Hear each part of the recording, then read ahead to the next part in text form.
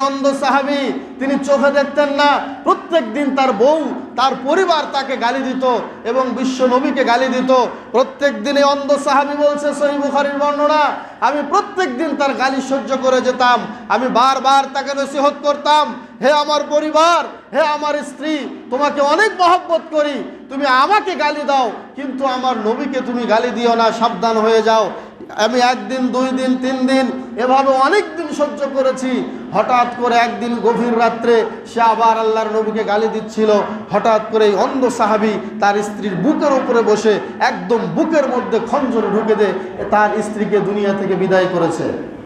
সকালবেলা যখন হলো, বিশ্বনবী তাকে ডাকলেন, ডেকে বললেন, কি জন্য তুমি তোমার স্ত্রীকে হত্যা করেছো? তোমাকে হত্যার আওতায় আসতে হবে, তোমাকে হত্যার দায়ভার নিতে হবে।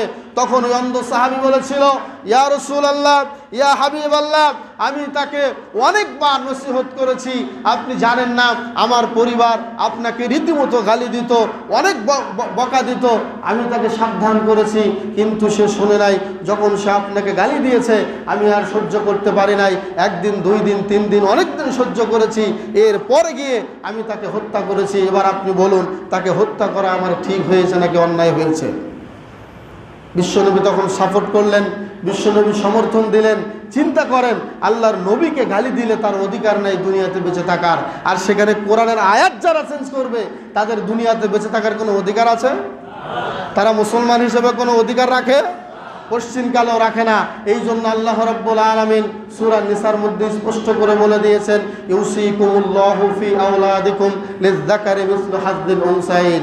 এটা আপনার কথা নয়, এটা আমার কথা নয়, এটা কোনো মন্ত্রী মিনিস্টারের কথা নয়, এটা কোনো কাবার ইমামের কথা নয়। এই কথা স্বয়ং আল্লাহ রাব্বুল আলামিন বলেছেন, একজন পুরুষ পাবে মহিলার দ্বিগুণ, অর্থাৎ মহিলা পাবে অর্ধেক, একজন পুরুষ পাবে পুরো। এটা হচ্ছে আল্লাহর বিধান। এই বিধানের মধ্যে যারা আঙ্গুল ঢোকাতে চাইবে, আল্লাহ বলেছেন, লা মুবাদদিলা লিকালিমাতি, আল্লাহর কালেমার, আল্লাহর বাক্যের কোনো পরিবর্তন নাই, আল্লাহর বাক্যের কোনো পরিবর্তন নাই। এটা আল্লাহ ঠিকই করেছেন। এটা কেন করেছেন এর আদর্শ যৌক্তিক আছে, কোনো যৌক্তিক কারণ ছাড়া আল্লাহের বিধান ফয়সালা করেন নাই। বলি সুবহানাল্লাহ। দেখেন একটু